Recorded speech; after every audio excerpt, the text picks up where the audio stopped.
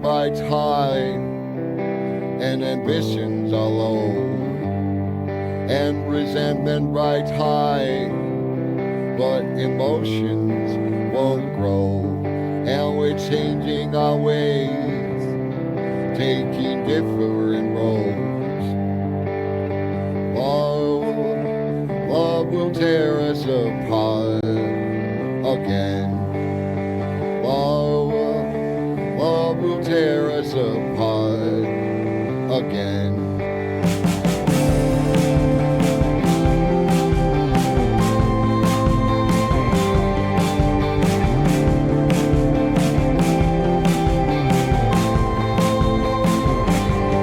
Why is this bedroom so cold? You turn away on your side. Is my timing not flawed? Our respect runs so dry. Yet there's still this appeal that we've kept you alive. Love will tear us apart again. Love will tear us apart again.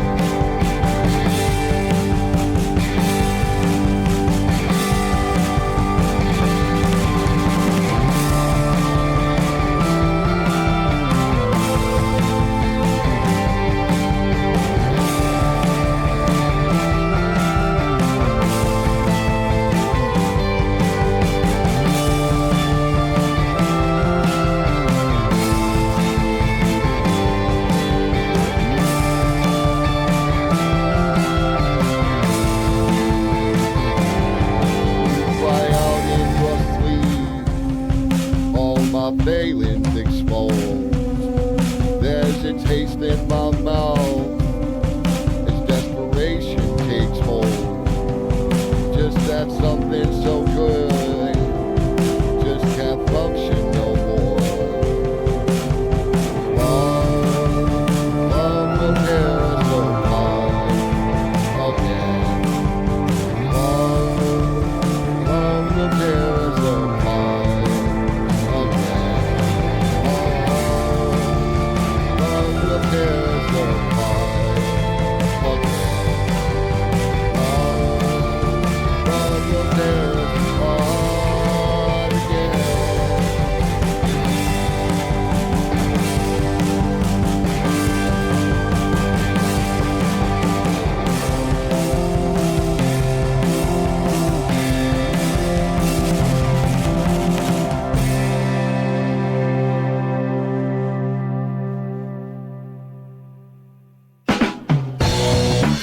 Check out some other like immersions or subscribe to be the first to see them every week.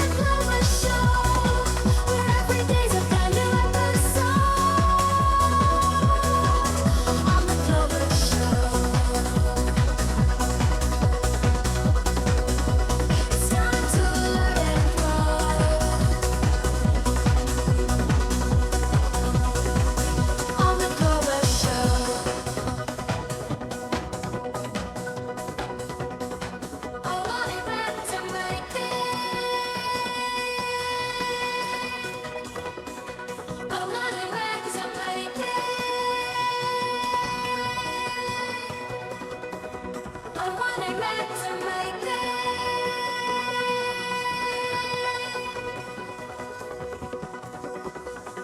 Every day's a brilliant episode on the Glover Show.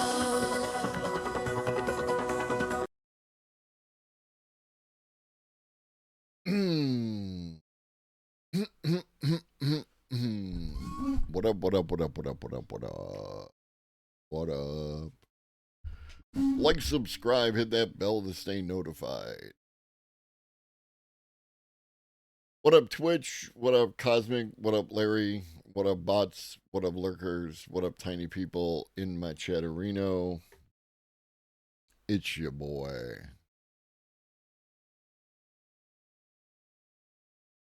Stampy is sleeping in my bed, so he may join us. He may not. Everybody wants to be a cat. I want I want to turn this into an alert. I got this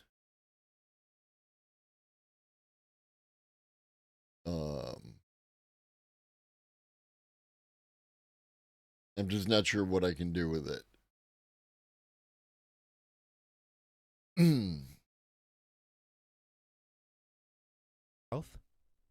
Globus! Globus! Globus!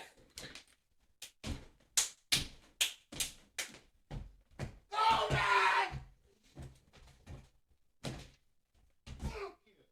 Hey!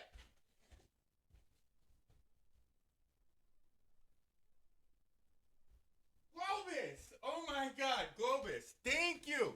Globus, yo, everybody go follow Globus right now. I'm sorry. Globus, dude.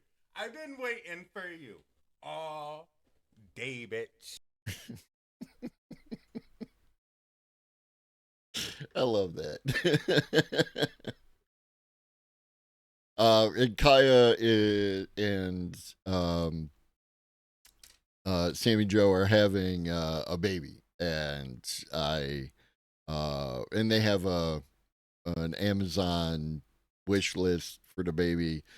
And if you don't know what to get somebody for their baby, get them onesies. Onesies, easy peasy. You never can have enough onesies with a baby. They're just they will go through those bad boys like all get out. So I got them some onesies, and obviously my man Kaya really appreciated the onesies, and I really appreciate Kaya and appreciate Kaya's appreciating the one, and I'm sure Sammy Joe did as well. So it's just there's a lot here, especially this like right at the end. Globus, dude. I've been waiting for you all day, bitch. I gotta figure out something. Anyways, let's do the stuff we're here for, right? Let's do the news. Hey. Remember last week we did the article about how AI doesn't appear to be taking anybody's jobs in Denmark. Wheel. It's time to get concerned. Klarna, UPS, Duolingo, Cisco, and many other companies are replacing workers with AI. The new workplace trend is not employee friendly. Artificial intelligence and automation technologies are advancing at blazing speed. A growing number of companies are using AI to streamline operations, cut costs, and boost productivity. Consequently, human workers are facing layoffs replaced by AI. Like it or not, companies need to make tough decisions, including layoffs, to remain competitive.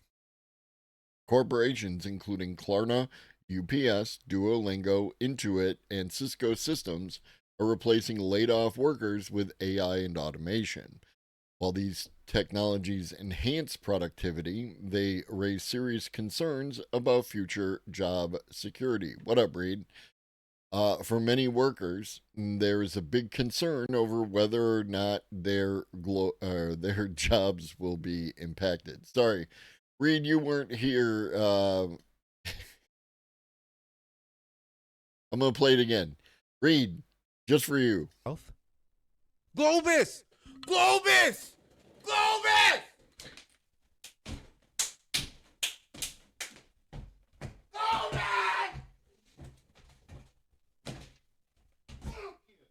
Hey!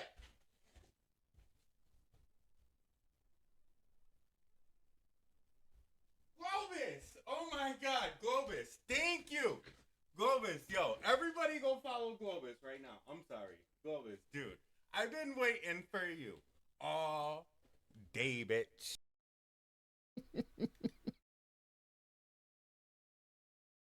It's never gonna get old. I'm sorry. I need to figure out an alert for it. All right, back to serious serious face. Serious business here. Economic pressure, inflation, and roller coaster stock prices have pushed firms to prioritize leaner operations. The result is there will be fewer human jobs available. Investor enthusiasm for AI rewards companies that deploy the technology.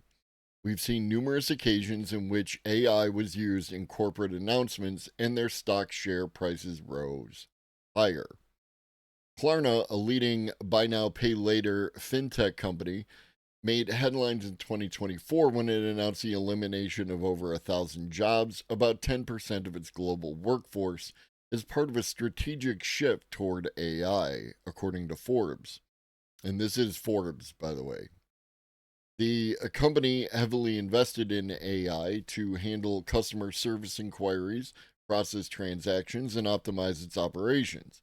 Klarna implemented an AI assistant that manages the workload equivalent of 700 full-time staff members.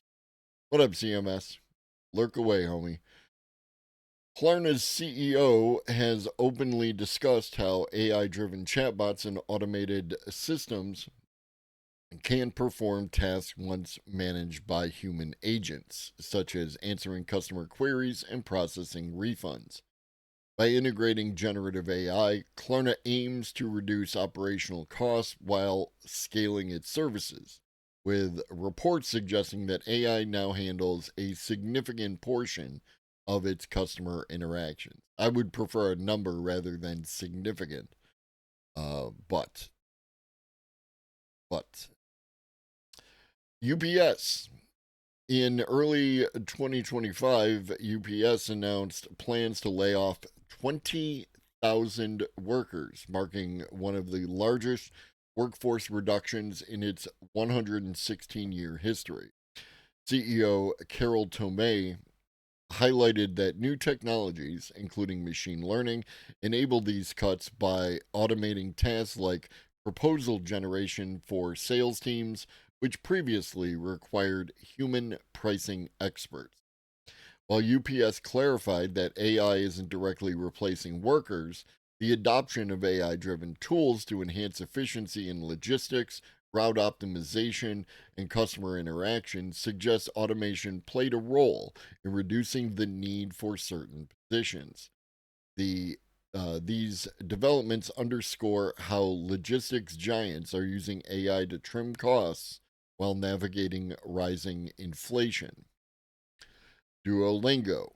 Duolingo, the popular learning app, announced its AI first strategy. The plan is to phase out human contractors for tasks artificial intelligence can handle. CEO Louis Von Ahn, all hands email shared on LinkedIn, outlined a future whereby AI drives content creation, performance reviews, and hiring decisions. Duolingo terminated agreements for 10% of its contractor workforce, citing a pivot to AI for content translation.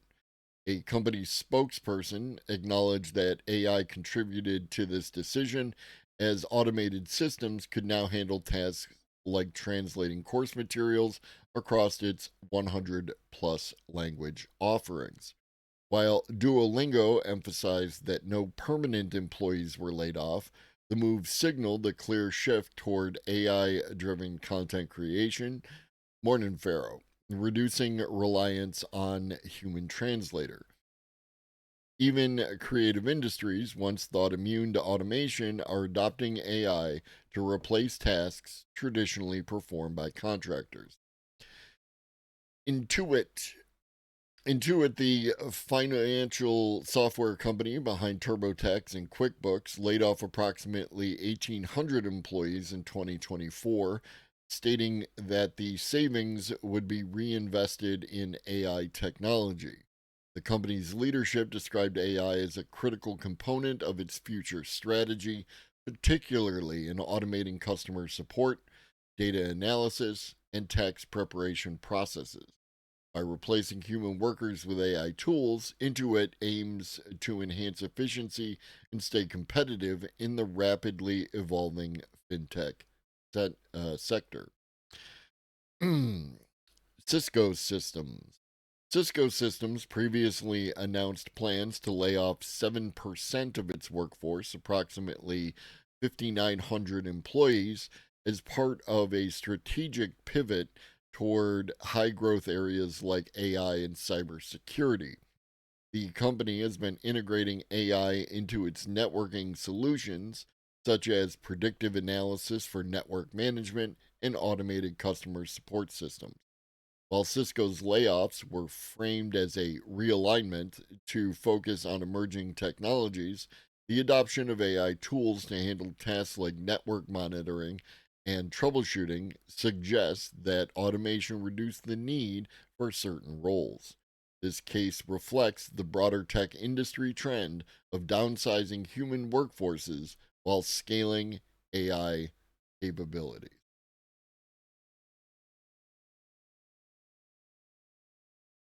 The bubble will burst any day now, right, Ed?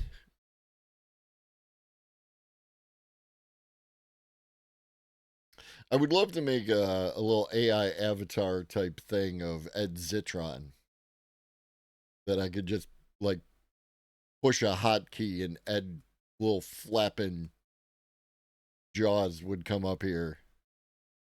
Like South Park, you know? Not saying that Ed is Canadian and not that like that's a whole thing, but just that style, right? Because I would say prior to South Park, that was a Monty Python thing. That would be where I kind of saw it, right? Similar idea. Anywho, Ed, I hope you're doing well.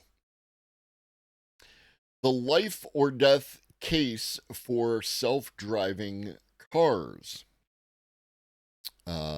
Sorry, a robot is probably a safer driver than most humans.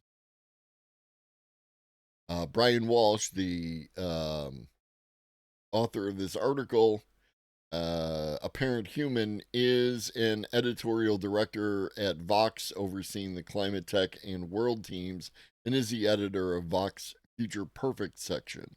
He worked at Time magazine for 15 years as a foreign correspondent in Asia, climate writer, and an international editor, and he wrote a book on existential risk. So I think he does have a place to speak on this matter, one would say. I have some bad news. You are almost certainly a worse driver than you think you are. Humans drive distraction. We are doing connections tonight. Yes. 5 p.m. Eastern, we will start the stream. 6 p.m. Eastern, we will do Connections 3, Episode 3. So make sure you are here for that at 6 p.m. Eastern. And then we'll fill the rest of it in with whatever, because there's still more content than I could possibly get to in a day. Humans drive distracted. They drive drowsy. They drive angry. And worst of all, they drive impaired far more often than they should. Morning Walking Stick Library. Even when we're firing on all cylinders, our Stone Age adapted brains are often no match for the speed and complexity of high speed driving.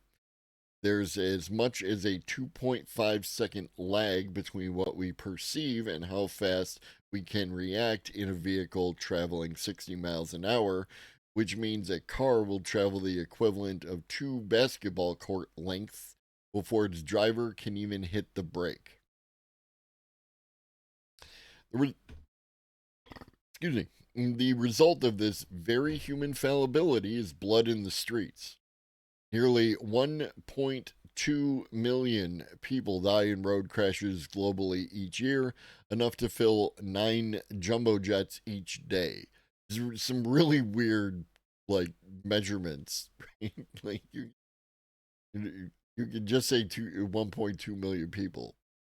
Here in the U.S., the government estimates there were 39,345 traffic fatalities in 2024, which adds up to a bus's worth of people perishing every 12 hours.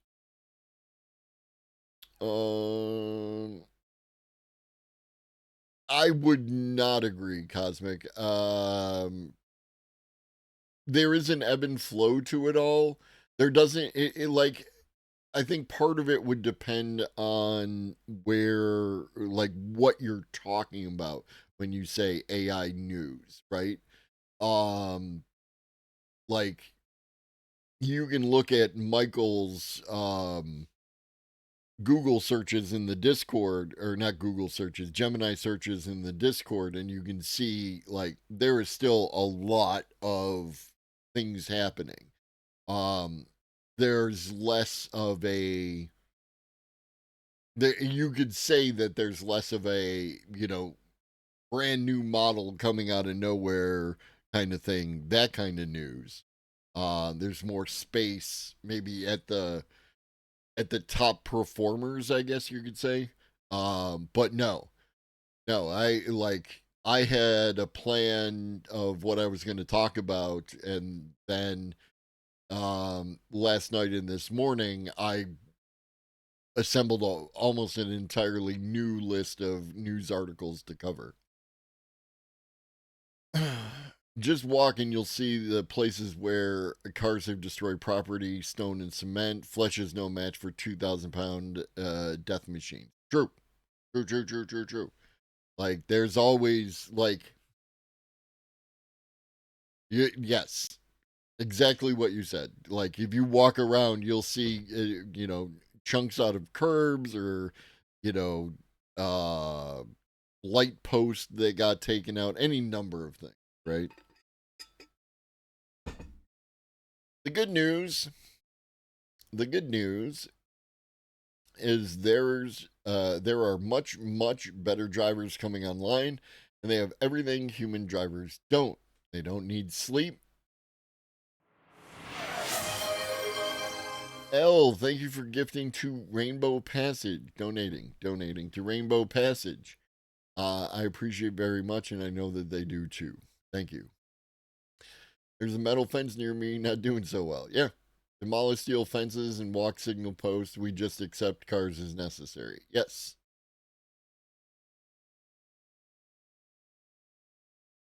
Yes. I was over at Celtics earlier, and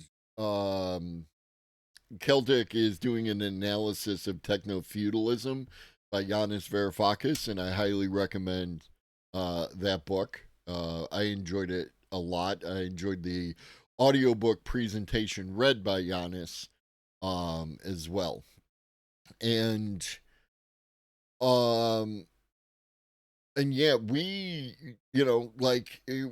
what we're talking about is in the book, right? In the early parts of the book, Giannis establishes a continuity, right? And I harp on this all the time, is that a lot of people don't, actively appreciate the fact that we exist in a continuity, right?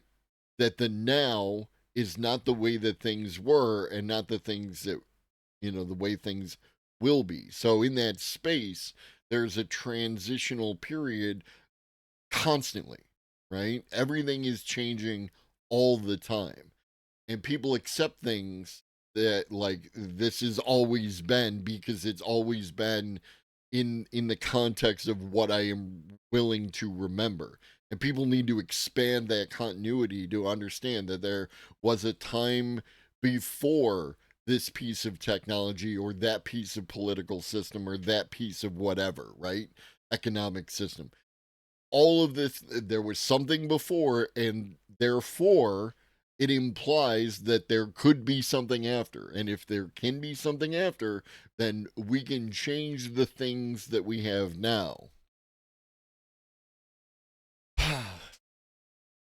What was I saying? They don't need sleep, they don't get angry, they don't get drunk, and their brains can handle high speed decision making with ease because they're AI. The average American adult will spend around 3 years of their life driving. If robots could take the wheel instead, well, think of all the Netflix shows we could stream instead. But the true benefit of a self driving revolution will be in lives saved, and the new data from the autonomous vehicle company Waymo suggests that those savings could be very great indeed. In a peer reviewed study, so before you go talking about, well, of course Waymo said blah, blah, blah, blah, blah, or maybe this guy's shilling for Waymo, and he could be, right? But in a peer reviewed study, that is said to be published in the journal Traffic Injury Prevention. I told you there's a journal for everything. Waymo analyzed the safety performance of its autonomous vehicles over the course of 56.7 million miles driven in Austin, Los Angeles, Phoenix, and San Francisco, all without a human safety driver present to take the wheel in an emergency. They then compared that data to human driving safety over the same number of miles driven on the same kind of road. Results of the study, almost certainly the biggest and most comprehensive research on self driving car safety yet released, are striking. you tend to consuming more slop or consuming more sleep. Imagine if you just had to get to the car and then you could get an extra 15, 20 minutes of rest on your way to your mindless, soul crushing job.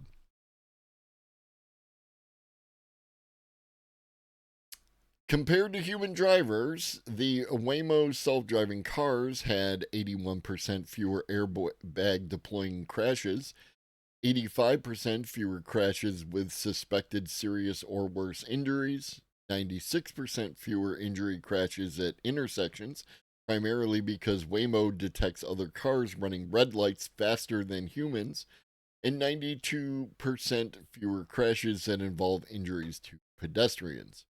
Had the typical human driven fleet of cars covered those same 56.7 million miles, the Waymo researchers project it would have resulted in an estimated 181 additional injury crashes, 78 additional airbag crashes, and 11 extra serious injury crashes. But the numbers really get eye popping when you extend this data across all 3.3 trillion vehicle miles driven by humans in the US in a typical year. Back of the envelope calculation suggests that if the same 85% reduction seen in serious crashes held true for fatal ones, a big if, to be clear, since the study had too few fatal events to measure, we'd save approximately 34,000 lives a year. That's 5 times the number of Americans who died in the Iraq-Afghanistan wars combined. Another just really weird with what your measurements are. What up, Michael? Given our Stone Age brain, it's even more important to automate processes, streamline security protocols with frictionless methods like passwordless login in the future. Simply being physically present may serve as your primary means of authentication. Sounds good to me. Sounds good to me. Of course, there are plenty of caveats to the Waymo study and even more obstacles before we could ever achieve anything like what's outlined above. In part because serious injury crashes are, thankfully, very rare. Even 56.7 million miles isn't long enough for researchers to be really sure that such crashes would occur significantly less often with robot drivers, so more data will be needed there. Waymo's cars were also being driven largely in warm, sunny locations, operating in geofenced areas that had been heavily mapped by the company. Far less certain how they might do in, let's say, the snowy streets of Boston in the winter. This is also a company run study, though it has been peer reviewed by outside experts. And even if we decided to go all in on AI drivers, actually producing enough autonomous vehicles to begin to replace human driven cars and trucks would be an enormous undertaking, to say the least. Which is why, again, to Walking Stick's point earlier, um, a reduction in the number of cars on the road while increasing the number of autonomous vehicles um, would be to our benefit. Also, within that, okay, so I've said this a whole bunch. Like, for instance, my wife's car. My wife's car did zero driving up until this morning over the previous 48 hours. Did zero driving. So there's no need for that car. It's literally just taking up space in the world. So if she had access to a vehicle, that she could take from here to her work, does she really need it on that 48 hours of the weekend where she is not going anywhere at all? No. The answer is no.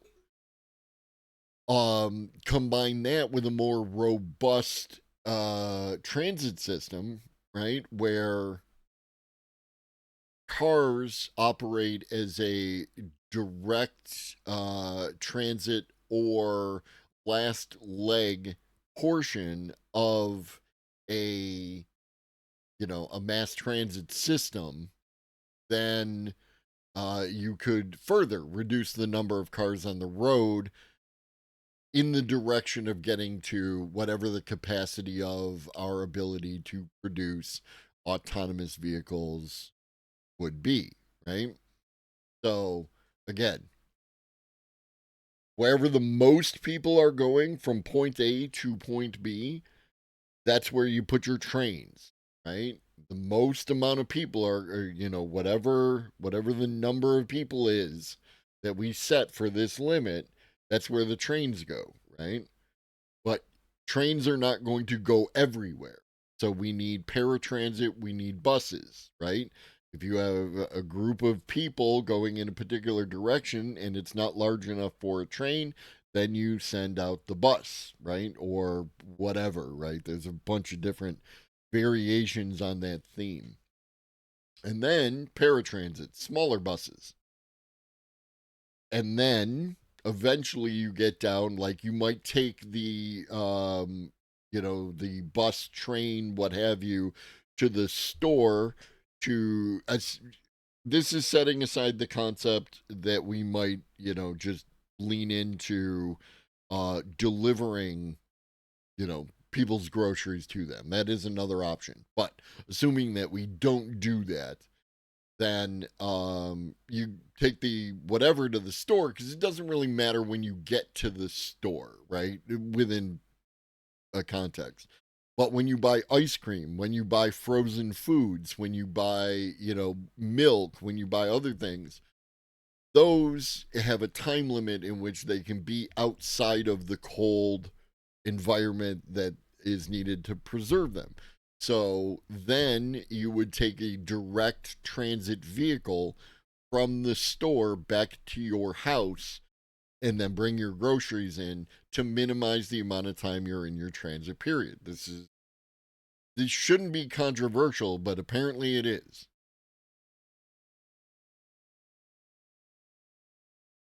Still, It sounds good, but if that's the future you want, you know where that goes. More data collection, less privacy, a greater police state. Is the convenience worth the trade-off? We shall see. I bet there's a good amount of Americans who get the most exercise of the week where they're walking down the aisles of the grocery stores, Walmart. And that's like, I understand the idea of, you know, like grocery delivery in that context. Um, but like, yes, Larry. You never heard of Cool Pack or Dry Ice? No, I have heard of Cool Pack or Dry Ice. It's just now you're adding on an added level of expense, right? An added level of inconvenience, etc., etc. I have an insulated box in my grocery cart, and I put a Cool Pack in there. It keeps frozen food frozen. Okay, I'm glad that that works for you.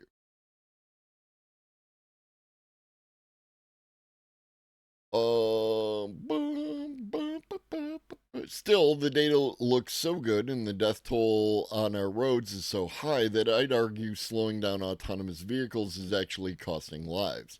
And there's a risk that's precisely what will happen. I would probably need multiple cool packs for ice cream.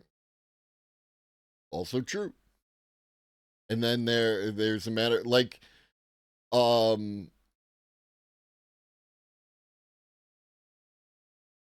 in order to have your fridge and freezer function at maximum efficiency, you should keep them as full as possible, right? That's why it's actually better if you are low on food in your fridge for some reason, or even your freezer, to fill some jugs of water and put them in there, just for ballast, right? Just to because the cold items within the system radiate that cold and help it get back down once you open the door, right? You open the door, a bunch of cold comes out. You got to get back to that level of cold. The more objects that are radiating that cold out of there and occupying that space, so on and so forth. I'm sometimes, based on the way that I shop and everything else, I am sometimes uh like at the limits of the way that my freezer can be filled, and I'm always looking at like those cold packs as like, you know, something that might have to come out of the freezer in order to create space. So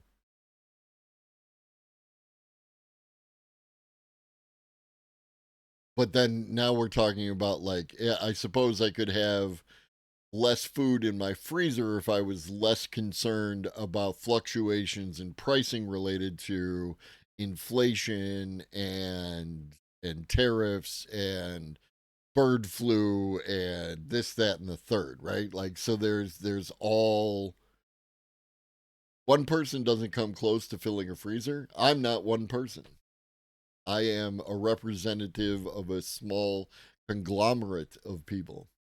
Does cold radiate? I think more like, I'm just saying, like, for lack of a better term, like there's probably a better way to put it, Larry. Sure, but the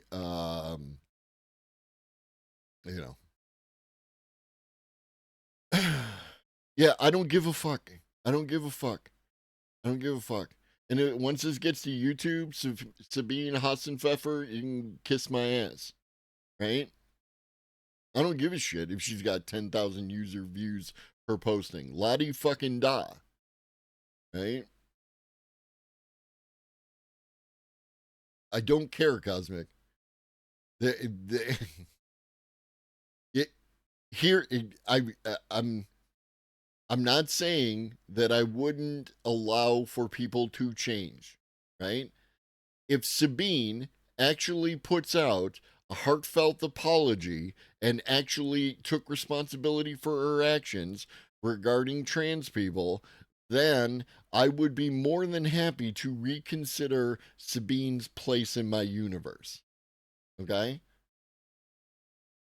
But until that point, there is nothing worth bringing up her name because I do not give a fuck.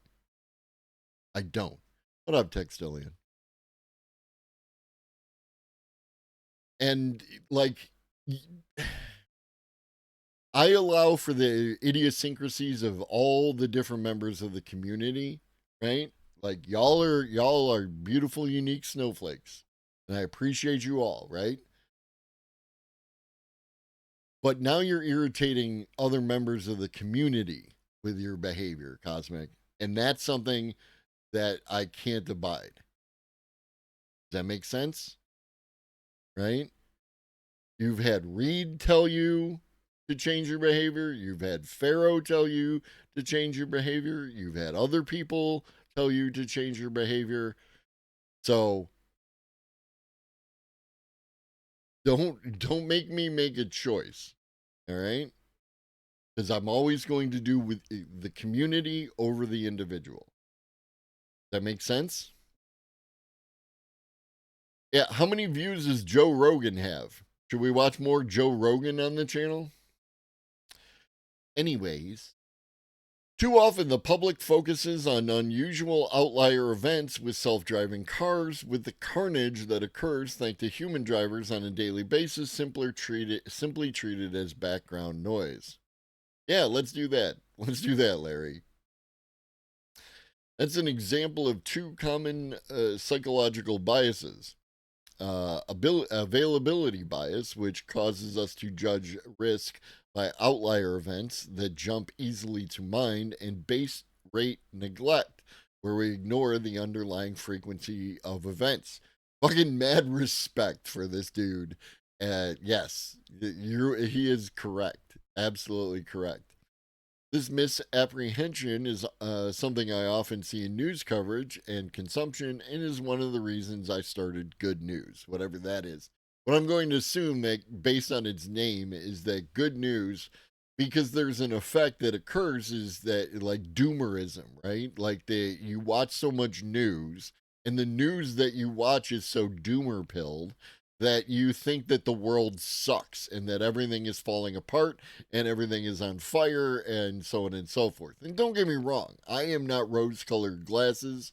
I am not, of a condition where I'm like, everything is actually great, and there isn't anything at all that you need to worry about at all, right?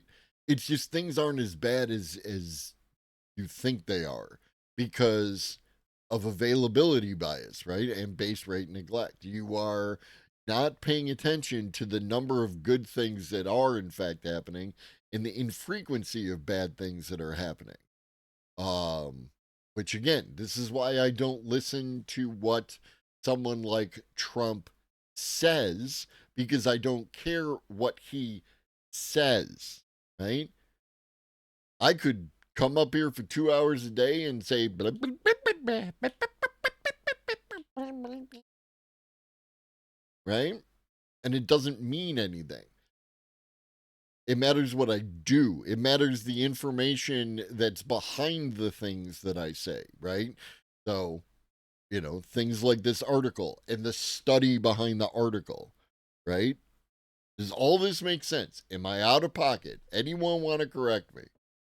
The result is that public opinion has been turning against self-driving cars in recent years, to the point where vandals have attacked autonomous vehicles in the street.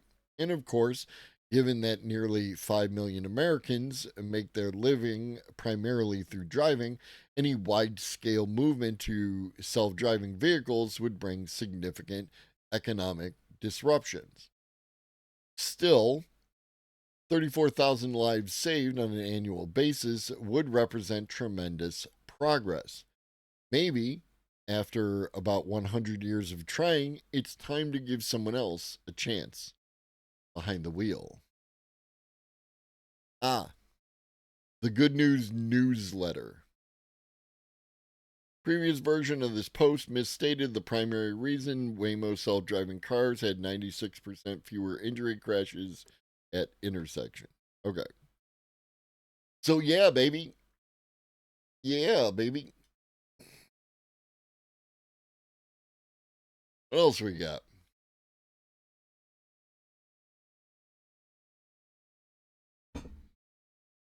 What the Chinese be doing? China just made the world's fastest transistor. It is not made of silicon. The new transistor runs 40% faster and uses less power. At Peking University, a group of Chinese scientists may have just turned the computing industry up on its head. With a slender sheet of lab grown bismuth and an architecture unlike anything inside today's silicon chips, they built what they call the world's fastest and most efficient transistor. Not only does it outperform the best processors made by Intel and TSMC, but it also uses less energy doing so. And most important of all, there's no trace silicon involved. This two-dimensional silicon-free transistor represents a radical rethinking of what chips can be and how they can be made. If chip innovation based on existing materials are considered a shortcut, then our development of 2D material transistors is akin to changing lanes. To understand what's so groundbreaking about this transistor, it helps to first picture what's being replaced. Since the early 1990s, transistors, the tiny switches that drive everything from smartphones to supercomputers, have largely depended on silicon and a design known as thin field effect transistor, or FinFET. These resemble tiny skyscrapers standing vertically on chips to allow better control of current flow at nanoscale dimensions. But FinFETs are running out of space, literally. As chips shrink down to just a few nanometers, engineers are hitting hard physical limits. Below 3 nanometers, performance gains become harder and power consumption rises. Something have to give. What up, Brad? So this is an image. This is planar FET and FinFET and nanowire, which is GAA FET. I don't claim to be an expert in these things. And MBC FET, or nano sheet. Everything is trans computer. GT actually put out a video that we didn't get to on Friday that we're going to get to today. Everything actually can be computer. So brace yourself. So Peng's team decided not to shrink the old design any further. They scrapped it altogether. Their new transistor is a gate all-around field effect transistor structure. So that's this one. Instead of wrapping the gate around 3 sides of the transistor's channel like FinFETs do, GAA FET, or GAFET, GAFET? Are they gay-fetting the transistors? GAFET encircles it on all 4. This offers better control of the current and drastically cuts down on wasted energy. But that's not new. The real innovation lies in what the transistor is made of. Morning, Helgina Torin. I think I'm pronouncing that correctly. If I'm wrong, please correct me. I think people need to focus more on society, not useless cars. Help community, and it will change in future if you do not get the same bigots in the future. Yes, but we can concentrate on more than one thing at a time. Gay Boba Fett. Sure. The bismuth advantage. Rather than silicon, the Peking University team built their transistors using bismuth oxyselenide for the channel and bismuth selenite oxide, which is different, as the gate material. In a parallel universe, everything is hands-free. No passwords or signups, because the state verifies you through hundreds of data points. AI can even read your thoughts. We're almost there. Do you like that feature? I enjoy the convenience, but with so little privacy already, I have mixed feelings. People need space to make mistakes. That's part of how we grow. Yeah, there's a whole bunch of cultural, you know, things that go hand in hand, right? Like, is the reason that people are so concerned about their privacy is because the things contained within the privacy bubble are often things that have been used to harass, exploit, subject, that kind of thing. They're things that need to be hidden because of the way that we as a culture interact with the individual, subvert. Um, so it's like it's on both sides. If you want people to be less concerned about privacy, then they need to be in an environment where that privacy is not necessary. You know what I mean? Like think about the relationship you have with your significant other versus the relationship you have with a associate somewhere, right? Your significant other, you have much lower levels of privacy need within that space because there's trust. You're both working towards the same goals. You occupy the same space.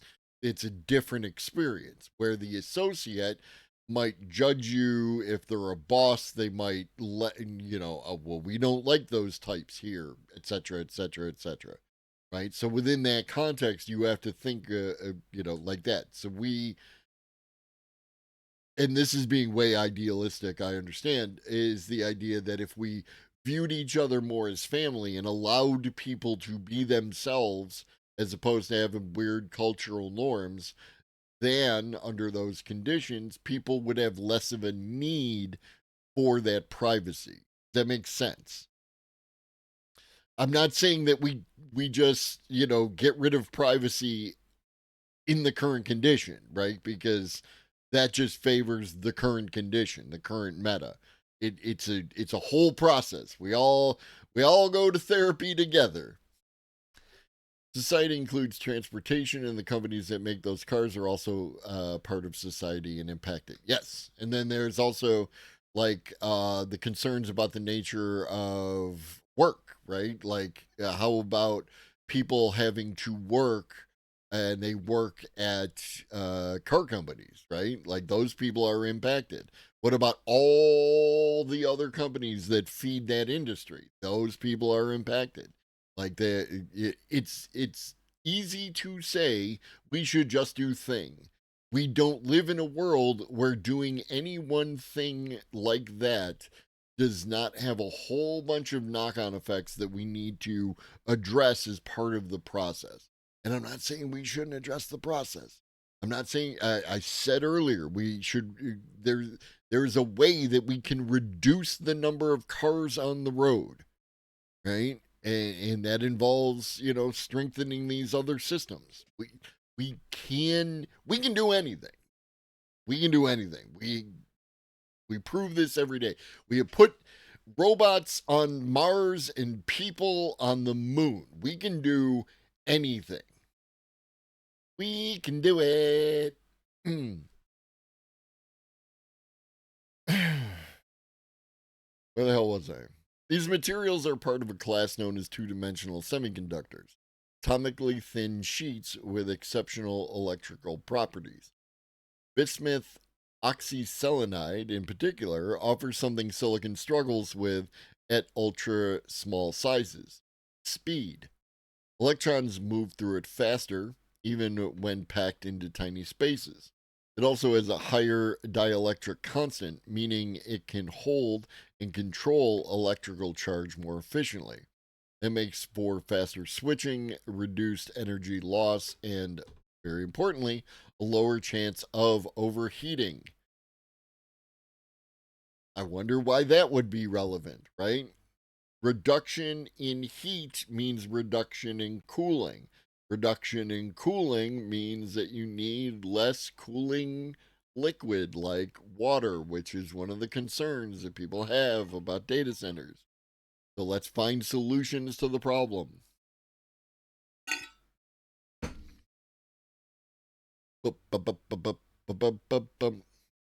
Could you be low and below? This reduces electron scattering and current loss, allowing electrons to flow with almost no resistance, akin to water moving through a smooth pipe.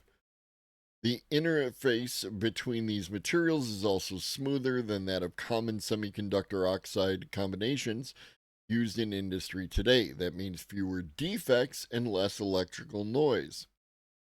All of this adds up to stunning results. According to the team, their transistor can run 40% faster than today's most advanced 3 nanometer silicon chips, and it does so while using 10% less energy. And then this section right here is talking about the exact same thing. I think it was Pharaoh might have referenced earlier, is this idea, like, you know, or maybe, I don't know, one of y'all kids, this idea that due to ongoing U.S.-led export restrictions, I didn't mean to click on that,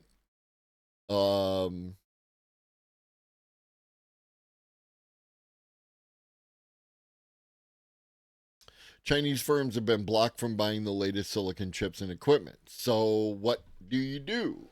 What do you do? Do you just throw your hands up and say, we can't do it anymore because we don't have access to the things that we need? No, you figure it the fuck out. Right?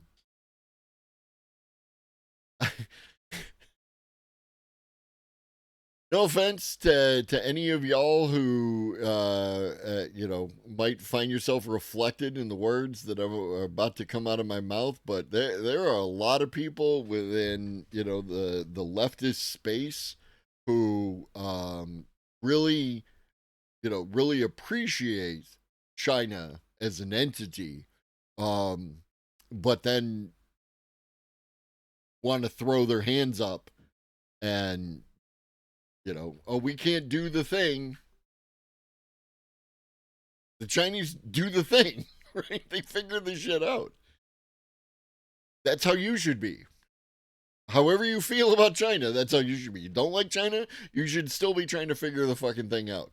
Do you like China? You should still be trying to figure the fucking thing out.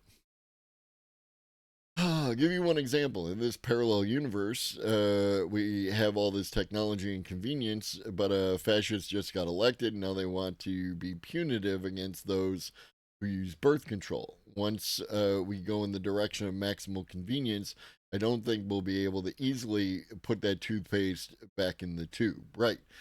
So in that kind of society, and this is like, again, talking about world building. Right. So like one thing, Michael, as someone who uses the tools quite often, having an AI assist you, what up, Danny boy? The thing is, whatever, right? Like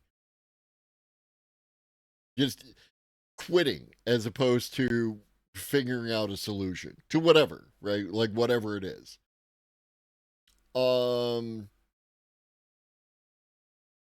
What was I saying? Oh, creating narratives, right? Creating a story, right? You're talking about this parallel universe's alternate world. Write it as a story, right? Like, or build the world in which a story would take place. What's the solution to the potential future problem of a low privacy society and the potential for a fascist or other authoritarian type leader to take over under those conditions, and the damage that would potentially bring, right? Like, so how do you prevent that from occurring, right? And then you can work through a bunch of different ideas on how you can do that, and you can do it in a narrative context in a way that makes sense, right? And you don't have to.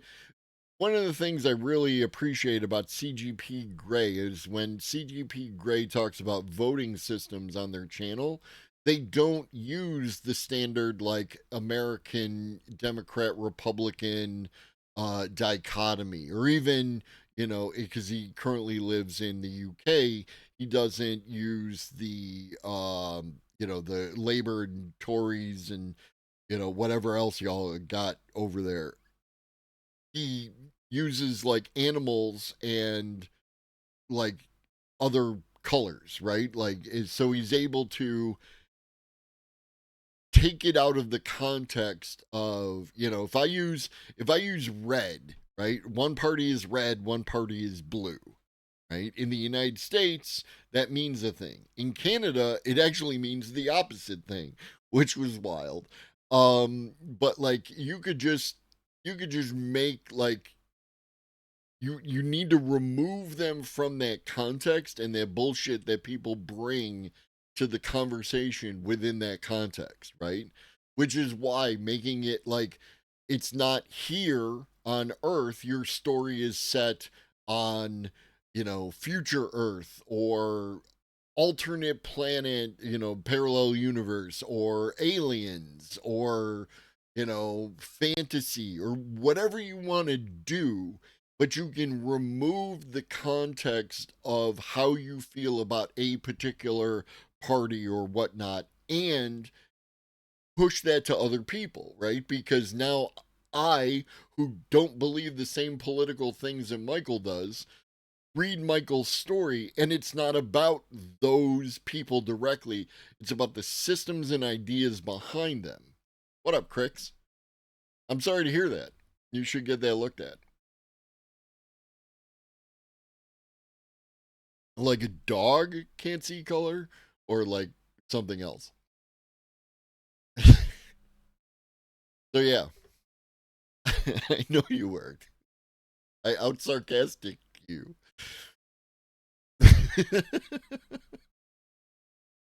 It's not my first rodeo, Crix. It's not my first Crix rodeo either. Up next, tardigrades. We love our tardigrades around here. We really do. Scientists have used nanotechnology to tattoo tardigrades.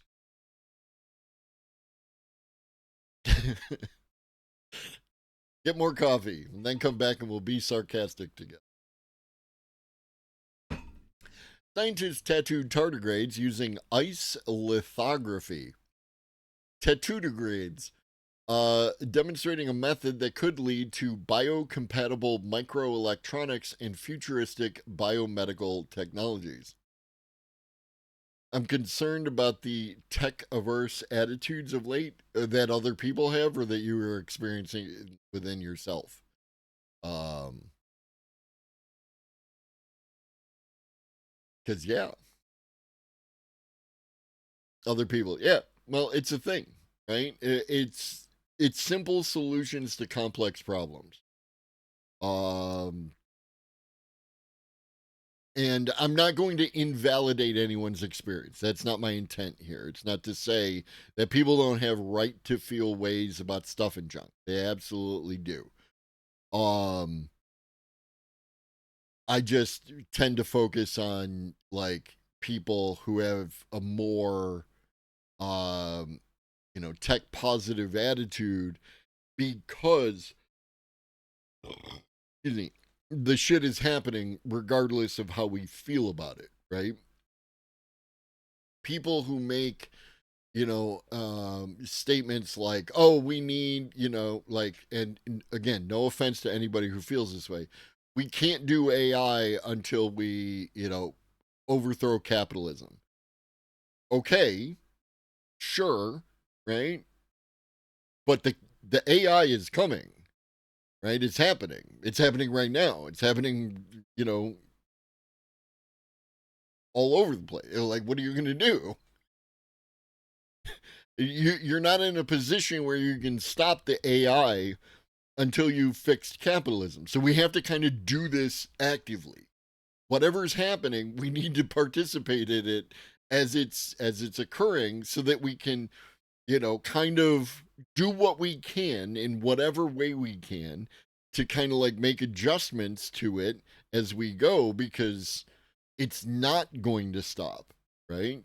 You could even be 100% correct that we really need to fix the capitalism issue before we get to AI. But again, we are nowhere near that, right? Like, that is not going to occur. What up, Minute? Nobody's going to be able to tell the business owners to stop producing tools. You just can't, right? So, like, this is why soon, Pharaoh.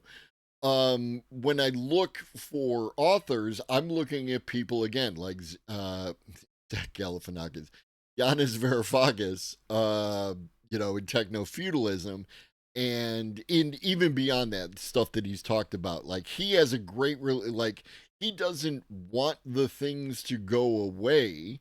He just wants better forms of control of them, right? These things that are more, that benefit more people, right? That's basically what, like, to oversimplify but boil down the concepts. It's who do you want this particular thing to benefit? And people on the left tend to view themselves as wanting it to benefit the maximum number of people. And people on the right tend to view their philosophy as, by benefiting a small number of people, it will benefit the maximum number of people, right? Like, this is their mythology that they tell, right? Like, everyone has a mythology. Equate most modern tech the same way I view gunpowder. Now that we knew about it, we'll never stop using it. For one reason or another, right? Like, it just never happens. It literally never happened. People like to point out, oh, but look what we did with nuclear weapons. You mean the nuclear weapons that were originally just with like one country, and now there's like, I don't know, what, 10 or whatever? Like, it's you shouldn't congratulate yourself because you slowed it down, but you didn't stop its spread, right? You need to eliminate the underlying conditions that would cause someone to feel they need nuclear weapons, right? We get into that whole thing. People often say it's easier to imagine the end of the world than it is to imagine the end of capitalism. But here we have something that legitimately makes it easy to imagine the end of capitalism, but people don't want it because it will make capitalism worse before it fails.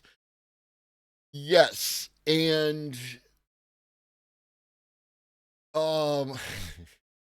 it's not a good character, but in Deep Space Nine, there was this one dude who shows up on there, and he's like doing science. Now he's doing sketchy ass science, right? Like, that's the nature of what the character is doing. But he's got this phrase where he refers to, like, the system as it currently exists as the minions of orthodoxy. And there tends to be a lot of minions of orthodoxy that exist when you're talking about, especially politics and economics. Is like, no, must be thing that I already believe that dead German, Russian, what have you person said, and no update, right? Like, this is the facts. This is how we must proceed. There's no modification in the system as time goes on. And that, I'm sorry, that's not dialectical materialism. So get your shit together, right? You got to pick one. You can't both talk about people who espouse dialectical materialism and then not dialect the materialism, right? You got to do both. Trickle-down economics is completely reliant on humans having labor roles.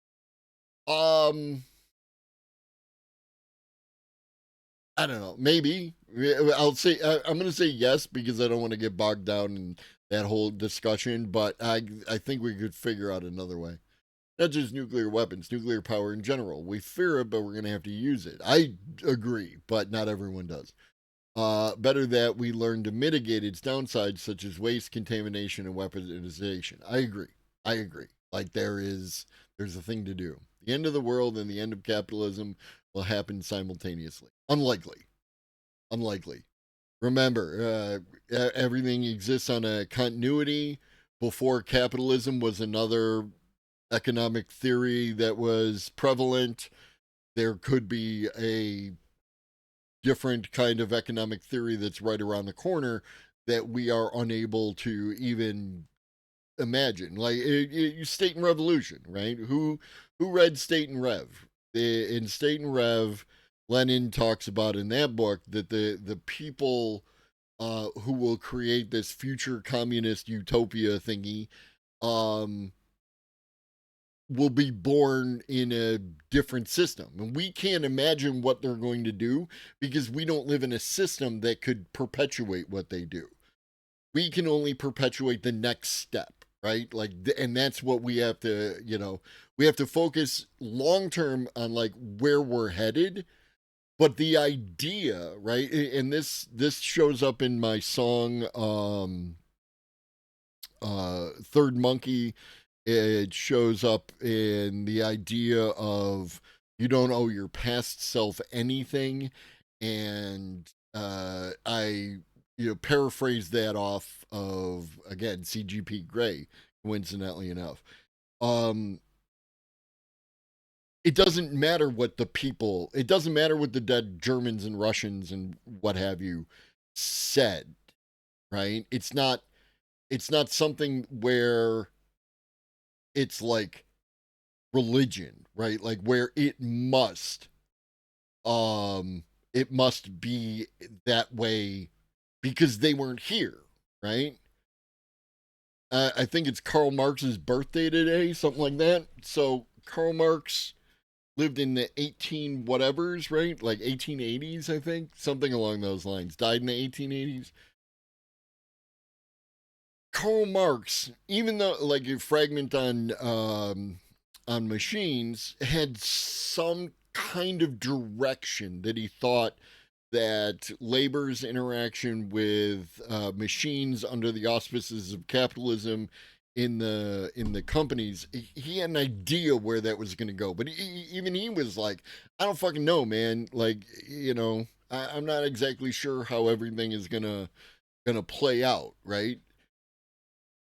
We have a better idea of the way, like, the computer is going to change or did change the way that we interact with, business and production and everything else than Karl Marx could because they didn't have computers like this then, right? It's the same argument people make about the Second Amendment and the founding fathers, and they couldn't know that we were going to have 30 round mags and fully automatic weapons, right? Like they had a rifle that could be fired once every, or like once every 30 seconds if you were good, that kind of thing. 2 to 3 times a minute tops.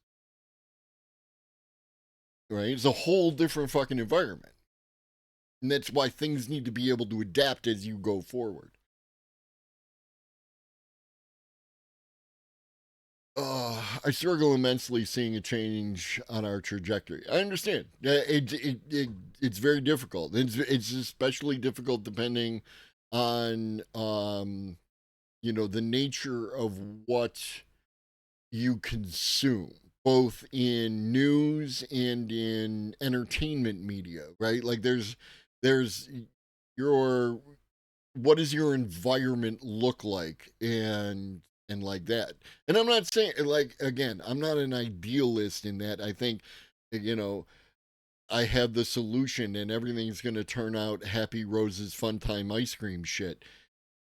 It's just like you just need to have a positive goal, right? You need to have that in order to function. And Michael Palin's birthday. Is Michael Palin Karl Marx? as of 2025, 9 countries have nuclear weapons: United States, Russia, United Kingdom, France, China, India, Pakistan, North Korea, and Israel. While Israel has never officially confirmed its nuclear arsenal, it's widely believed to possess them.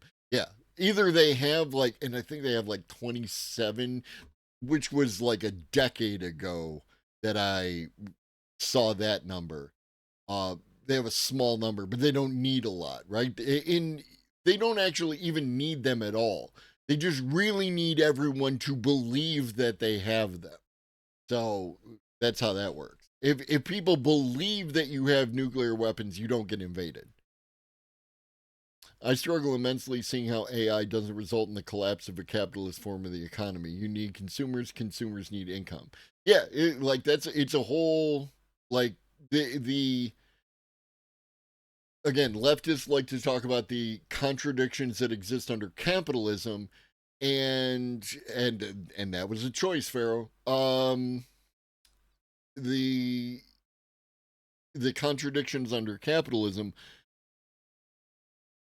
The AI is bringing a lot of those contradictions like right in front of our face way faster than like, and like way more like it can't be avoided. Not for us, right? Not for you. You may be able to pick out every goddamn contradiction there is, but for them that own the businesses, the capitalists, the contradictions are coming at them like a freight train.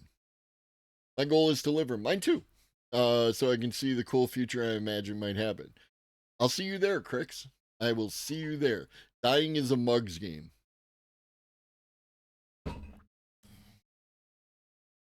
Bum, bum, bum, bum, bum, bum, bum, bum, bum. So yeah, they tattooed tardigrades. I think it's cool. Kind of lost the thread on that one, so I'm gonna move on.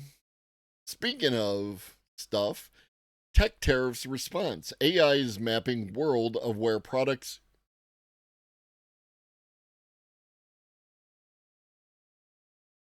I would allow ads if you didn't track me. It's not about the ads, it's about what's underlying your ads, sir. Right?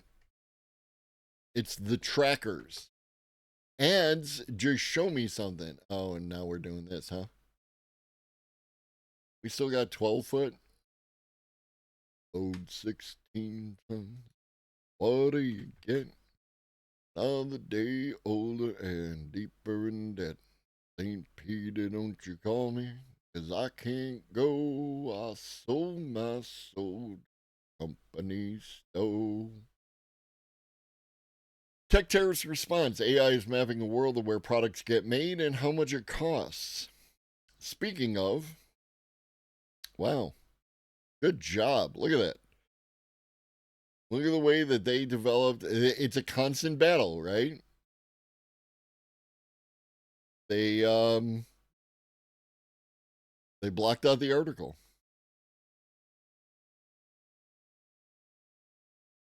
Amazing. Again, I don't have a problem with ads. I have a problem with trackers. Right? You would fix your problem with trackers, and then there's this archive. I don't even know a whole JavaScript thingy is happening.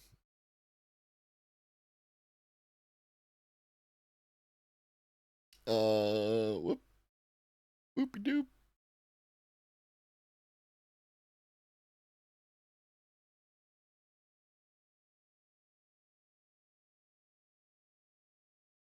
Yeah, if any of you wants to run with that and see if you can let us get at it. Oh, here we go. It changed. Never mind. The reloading allowed me to continue without supporting. The previous one didn't. The previous pop-up didn't. So we're good. We're good. We're good. We back. We back. We back. The focus on tariffs in recent months of what countries, how much, what goods has upended supply chains and roiled markets. CEOs are spinning up a war room to deal with the upheaval, and employees are bracing for a recession and possible layoffs from the impact to business. Understanding the whole supply chain of where goods are made, a supplier's suppliers, and their suppliers, is now critically important to companies that make everything from washing machines to children's toys. The challenge is finding a way to gather the information needed on tier 2, 3, and even tier 4 suppliers. Artificial intelligence is helping companies gain that visibility, but even the most sophisticated technology can't predict the are they on or are they off nature of President Trump's tariffs. I'm just reading the article, right? Like, I'm not expressing any opinion one way or the other, so this is not politics. Still, yeah, Evan Smith. Baby, I just met you. This is crazy. Here's my number. Call me maybe. Thank you for the follow. Still, Evan Smith, co-founder and CEO of global supply chain management company Altana, says AI is giving companies insights and information that has historically been hard to come by. Speaking earlier this week to members of the CNBC Technology Executive Council on a virtual town hall. What up, Michael? Hey, I appreciate you. Smith said tariffs have taken on a new urgency in his conversations with company leaders. In fact, he has, sorry, I have this other thought that's rolling around in my head, and I need to say it so that I can actually focus on the words coming out of my mouth, and then I'm reading on paper. Michael, sub to the Substack. If you sub to the Substack, the articles that I'm reading right now, I run them through Gemini to do a little snippet about what's in the article and the link, and then I send that out through the Substack. So if you miss an episode, the articles I covered are in there. If you want to share these articles, subscribing to the Substack subscribing to the Substack is the easiest way to do that, right? Because you're going to get all of the articles that I cover on any given day, and then you can share them to other people, reference them for later, etc., etc., etc. Share the knowledge, break down the walls,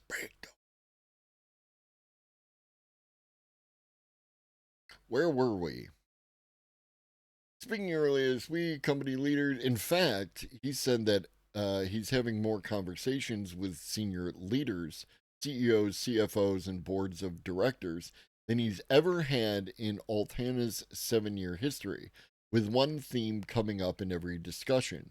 Conversation is geopolitics front and center, expressed through these trade wars and the tariff volatility. Prior to using AI, Smith said companies would typically hire auditors or survey their suppliers to get a complete picture of their supply chain. Both methods have proven problematic. Getting results from auditors could take up to 2 years to build out a global picture, Smith says, and the response rate for surveys is about 8%. And even if companies could get a sense of their entire supply chain, their relationships with different vendors is always changing, so keeping current becomes an impossible task. AI is helping to change that. For instance, when Altana launched, it began by building what Smith described as the largest organized body of supply chain data on Earth. The internet and public data can only take you so far. I mean, if you want to just take the easy route, you can use the snippets I already created. Not that you have to, but it is an option. Yeah, but then it would be a matter of like going into the Discord and cutting out the. First, I have to find where your snippet is for the article that I did end up using. So I have to find your article, and this is no offense to you because I think what you're doing is amazing, and I think people should also be in the Discord so they can see the quantity of information that is available beyond what I am able to cover, right? Because every article has more or less has a sell by date, that if we don't get to an article within a certain amount of time, it's not really as relevant anymore, and I have to drop it off. So sometimes I put stuff in my list and just don't get to it, right? And then I end up cutting it loose as opposed to covering it. So then I would have to find out where it was, when it was, and then be able to copy it that way. And then I would also have to take the ones that I found and put into this and then run those through Gemini. And it's just easier for me. It's more efficient that when I go ahead and I use my prompt, right? And then I just copy all the articles out of my list that we covered, right? Like, so this is where we are now, right? We've been here for an hour and a half and we've covered 5 articles. So I would cut these out and then paste them into the spot for the URL, and then it will generate those snippets for me at that point in time. It's just way more efficient, right? Usually, assuming that Gemini can access all of the articles that I used, and I don't have to do anything else, then the output, I copy it, I paste it into Substack, I make some minor adjustments, I do the things that need to be done, and then I push the button and it goes out. And it usually takes me like 10 minutes tops, right? And that's what I'm looking to do. So, like, again, Michael, it would require more efficiency and more like record keeping on the front end to do that. But again, I appreciate everything that you're doing and everything that you're putting into the Discord. And again, everyone should be in the Discord and looking at that because there's, again, way more information than I can cover just on my daily show. In order to build out its picture of the world, Altana had to learn from the privately held data of global logistics companies, insurance companies, retailers, and banks. Here's another aspect to that privacy world that you were talking about, Michael, but in the other direction, right? The idea of proprietary data that these companies have. In order to have a convenient, efficient system, they need less privacy on their end, right? You want an efficient global supply chain, regardless of what your economic system behind that is. You need to bring that shit down. Right now,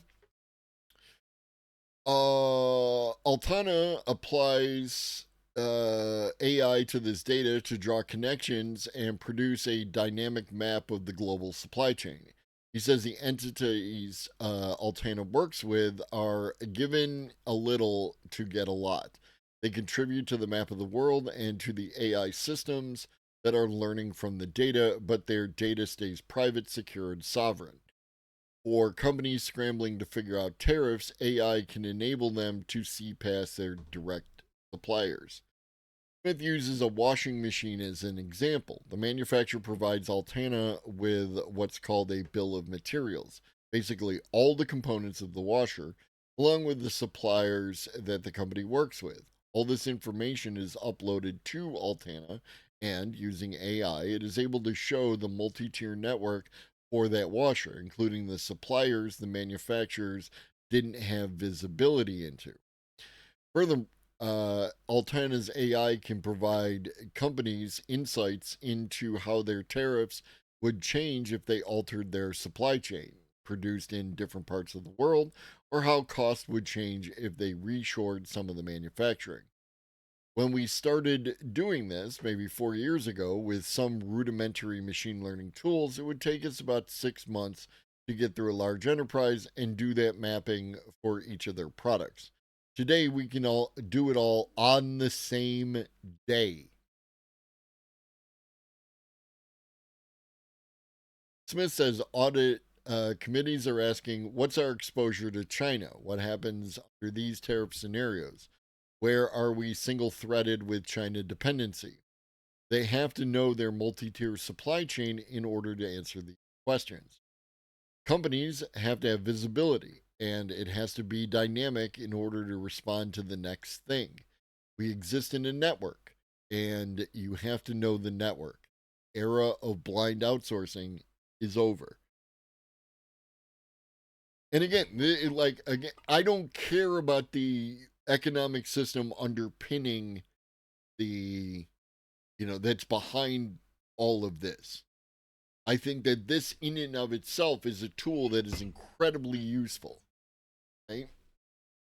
Again, I can usually find you an example that appeals to whatever your socioeconomic preferences, right?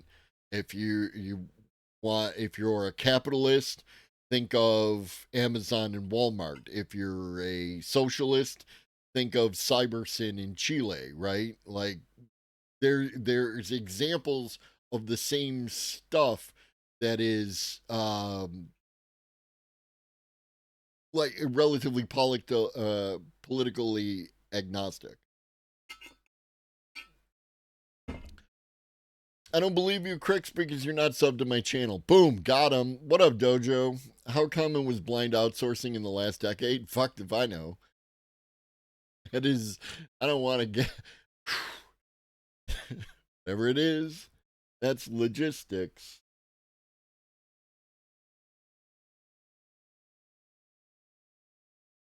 One moment.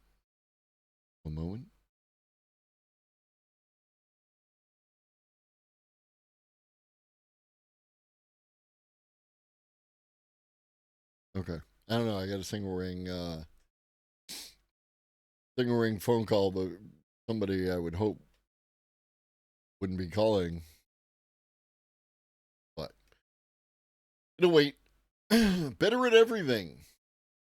I'm rich compared to the rest of the world, but my bank account is currently overdrawn. Yeah, it's because it's real easy to say, and that's a common argumentation fallacy that people use, when they talk about addressing these concerns and capitalism, and as opposed to just acknowledging that there are issues with resource distribution under capitalism. A lot of people like to pretend that, look how wealthy you are compared to the people who live over in this country. Great. You know what I don't do? Live in that country. I live here. And because I live here, this is where it matters what my economic conditions are. Not in some other country. Right? Not under some other conditions. If I was alive in King's Landing, but I lived in Flea Bottom, I would be in much worse shape than if I was living in Sunspear, where apparently, they kind of take care of their people a little more than they do in King's Landing. Right? It's just as fucking irrelevant if I take it from some fantasy book than if I actually show you, conditions that you can't achieve within the actual world that you live in. Right? Better at everything. How AI could make human beings irrelevant.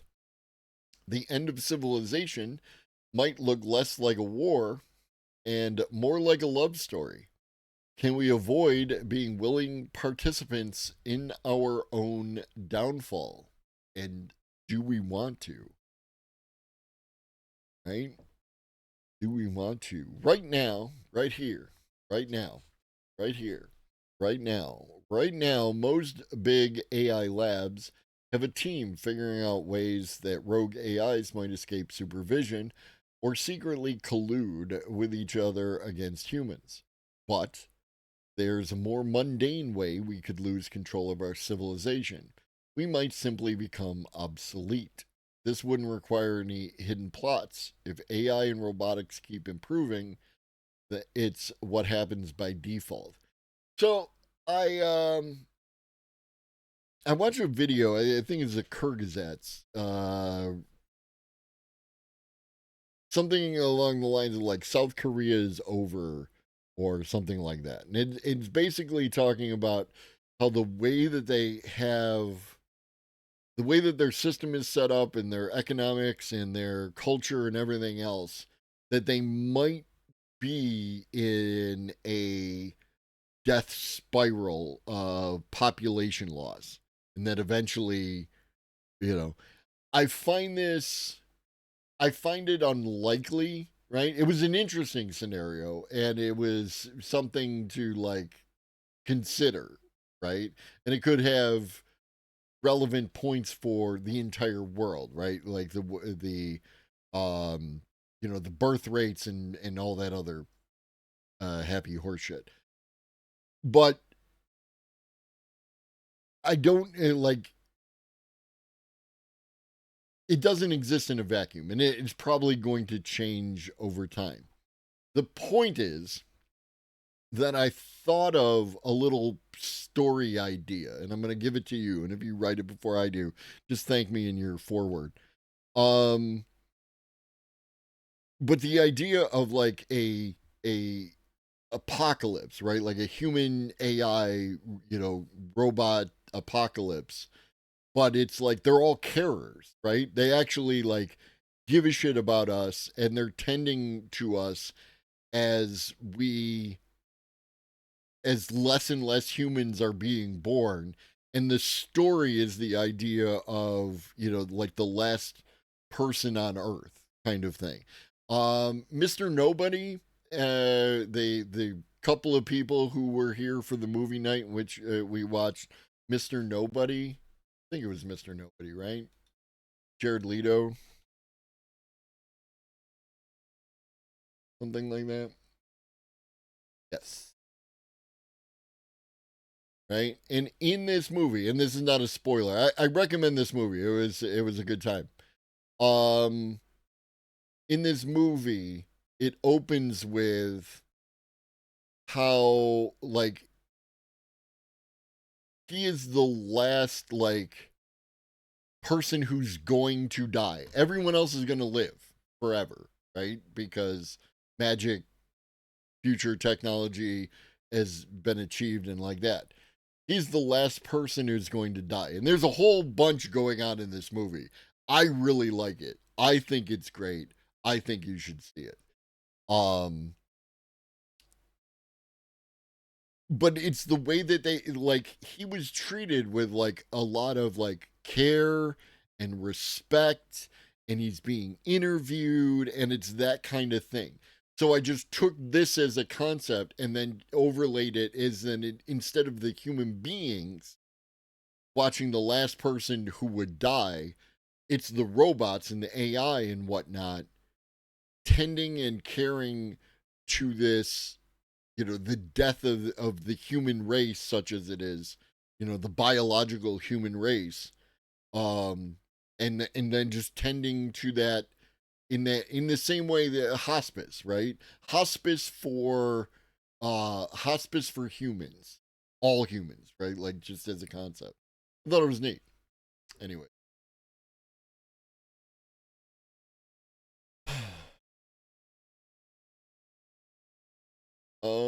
Bum bum bum. Obsolete. Yeah, like but like kind, right? Like children are men, but what if like kind, not children are men like? This wouldn't require any hidden plots. If AI and robotics keep improving, it's what happens by default. How so? Well, AI developers are firmly on track to build better replacements for humans in almost every role we play, not just economically as workers and decision makers, but culturally as artists and creators, and even socially as friends and romantic companions. What place will humans have when AI can do everything we do, only better? And I think this is why a lot of people like that the first stop that they have when thinking about AI and robots and capabilities and all that is that like this can't happen. There's something about humans that the AI and robots and whatnot will not be able to do because otherwise they don't feel that there's relevance for them, in the world, in the universe, etc. And that can be a lot for people to deal with, right? That could be a lot to confront. Um,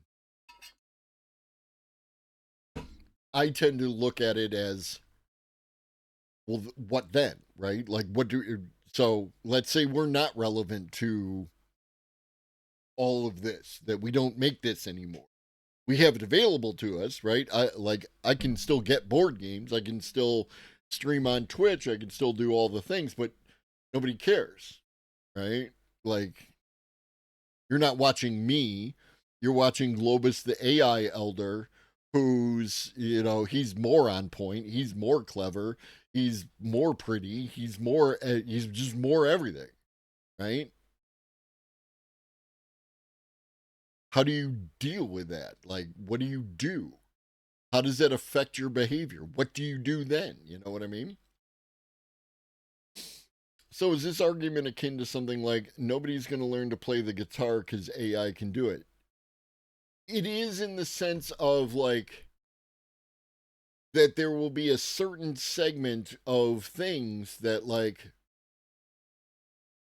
well, AI just does a better job. Like, AI, when people make claims, I think movies can give me a better analogy, better metaphor for this. So AI can't make movies, right? All the people talking about that say that kind of stuff because it lacks soul, it lacks heart, it lacks whatever, right? Well, what if it does, right? What if, in the context of your like your experience, whatever think of your favorite movie, right? The movie that hits you every time you've seen it, or if you've only seen it once, it was the one that had the biggest impact to you or whatever. What if the AI did make that, right? Or slightly more than that, right? Whatever about it was, it's an action movie. It had more action. It was more Michael Bay, right? Or it was more, what's his name? The guy who made Steve Zissou, that movie. Um, or whatever, right? More, you got more Rosebud, you got whatever. It affected you on a deeper level. What if it does do that? Then what? Right? So there's going to be a carve out that exists that because what you're looking for, right? What if more Debbie, right? If what you're looking for is that impact, then you're going to find it wherever it is. And if not you, someone else like you, but different. If what you're looking for is something created by humans, then that's going to lead you down a different path. And while I see in the immediate future that people will continue to value human created stuff over AI created stuff, right? Like that they generally people might enjoy this and think you might even think it's good or what have you, right? Like we watched the Talking Baby podcast and I was laughing my ass off. Um there's still a human there, but what if there wasn't, right? What if I had that same experience and the entire process was AI automated? Do I care about, you know, who made it, or do I care about how it made me feel? And at some future point in time, it is distinctly possible, again, going back to State and Rev and the idea that the future communist utopia, et cetera, made by people who live under socialism, et cetera, at some point in time, we could get to us not caring whether or not human beings were involved in the creative process at all. It's a cultural thing. It can change. So, what do we do then? Is this too esoteric? Did I wander off? How about this? As you know, humans use gun for warfare, self-defense. We used to use swords. However, people still learn to use swords, albeit fewer folks do. True. Mush all the rooms. Technically, okay. Charm chaos. What a great thought experiment. It's part of it's again, it's this idea of world building and stretching your imagination, and why I think AI is a useful tool, like an AI chatbot, your ChatGPT, your Gemini, what have you, is a useful tool because you can just think thoughts and ideate and bounce them off another partner, and that partner is going to do all the scribing for you. They're going to write down all this stuff. You can just think about stuff. And then if there's inconsistencies, then you can talk about them and figure out where they are and ask the entity to give you that feedback and so on and so forth. So,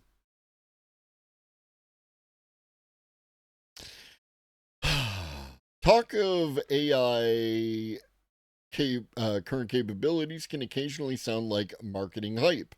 And some of it definitely is. But in the longer term, the scope of the improvement is huge. You may believe that there will always be something uniquely human that AI just can't replicate. Jesus Christ.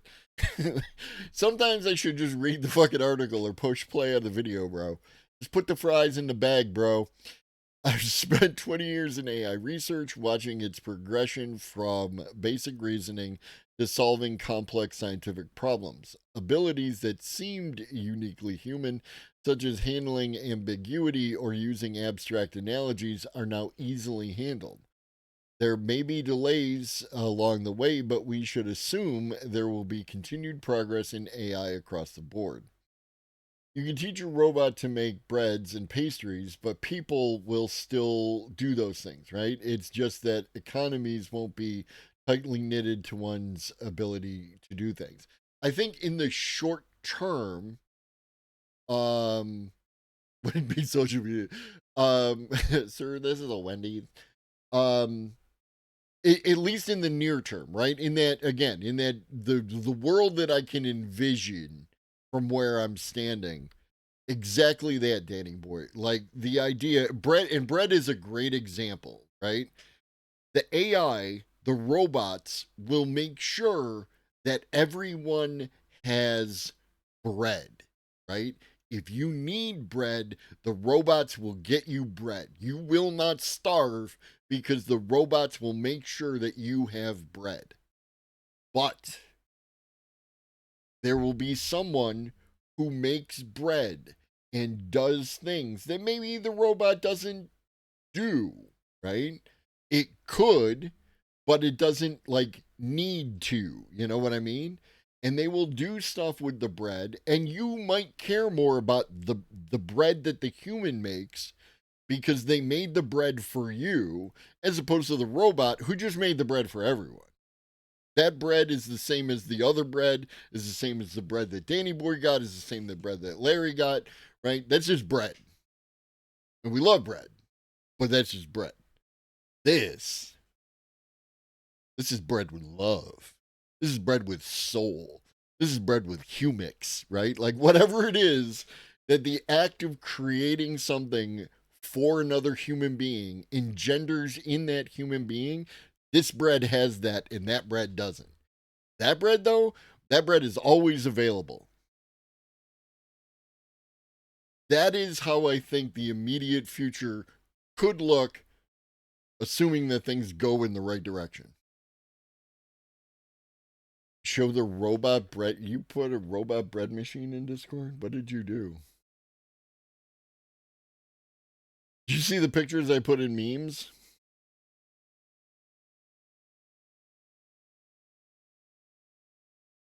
Oh, months ago? Shit. Why you gotta bring up old shit? Find me the link, and I'll show it to everyone. For both capitalistic and socialistic purposes, human labor would become functionally artisanal. Yes, and it should. This is my opinion, is that it should. If your labor is not artisanal, then you are subject to, conditions outside of your choice, right? You don't get to choose to not work. You don't get to choose to do something else. You are forced to do labor, whether it's for a capitalist entity in order to survive, or the state, or whatever, right? Like all of those things.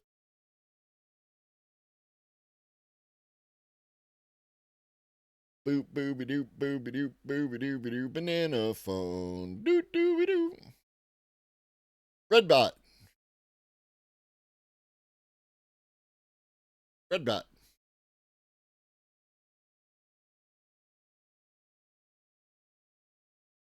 It's amazing. Okay. And if I'm reading this pricing correctly, it's like $3 for a loaf of bread, which isn't, assuming that it's at a similar price to volume based on this image up here. This looks like a standard. Oh, and it's Canadian. That's even better. But like $3 for a loaf of bread is about, what I expect to pay for a loaf of bread. And this is Breadbot, right?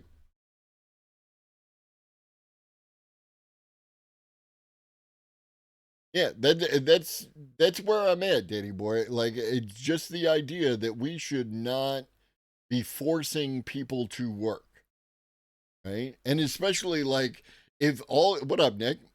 If all your ideas about the utopian future, or even just idealistic future, involve somebody else doing work, then you are engaged in the same kind of exploitative behavior that is under the current system, right? And that's what I think that we need to get away from.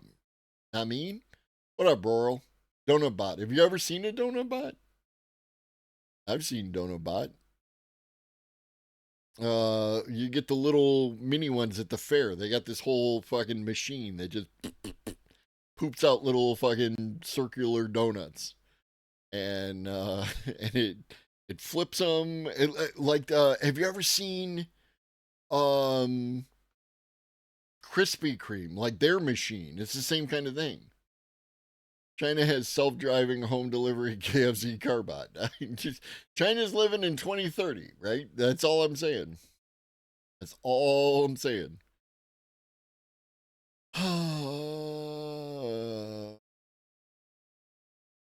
We got 6 minutes and then I gotta bounce. Gotta go get my niece from school. Banana phone. These artificial minds won't just aid humans, they'll quietly take over in countless small ways. Initially, because they're cheaper, eventually, because they're genuinely better than even our best performers. Right? And I appreciate this article, again, for drawing a nice bow on, like, fully automated workspaces happening, AI being better at driving cars than you are.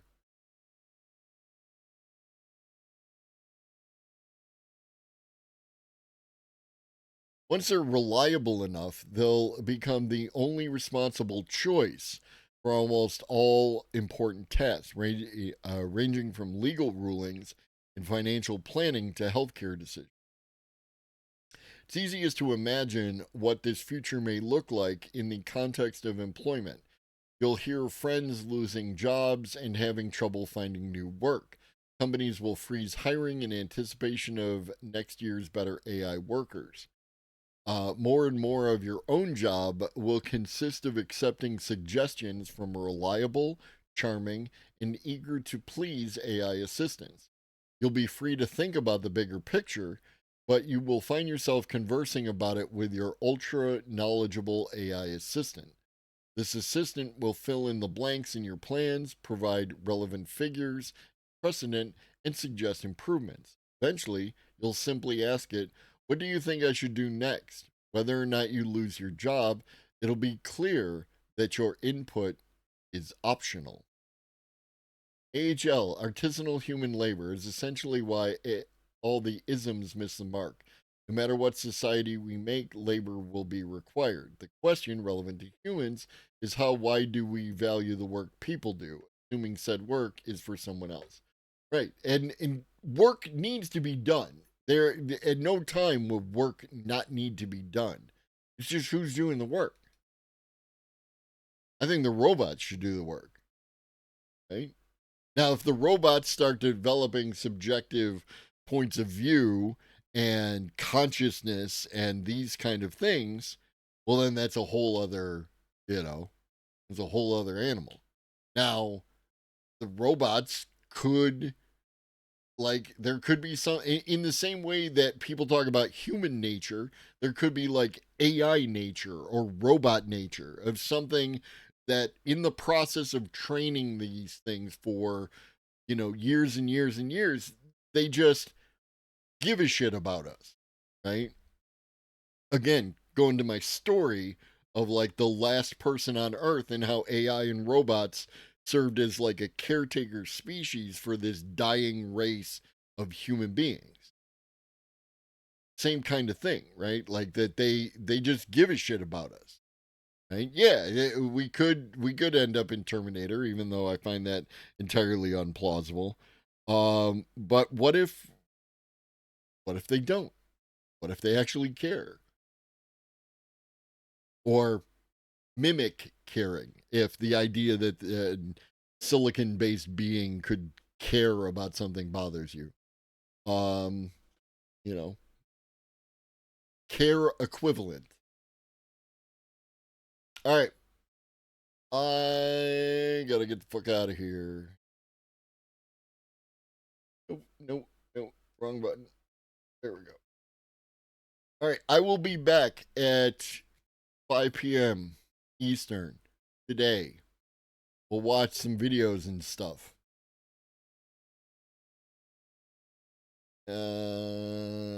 Stick around for the raid. Stick around for the raid. See where I can drop you off.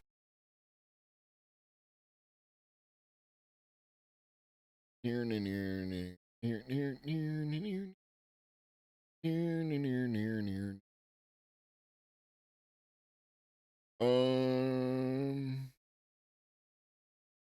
Lesbian hot sauce.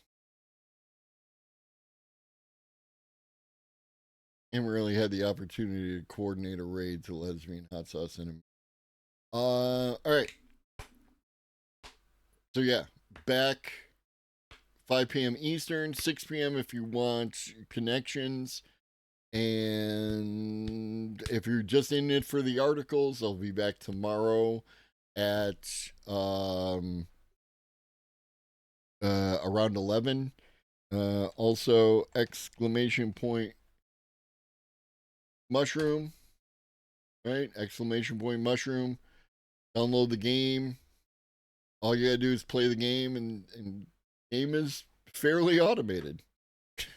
So you just have to kind of like caretake the game. And it's not bad, and it's cute.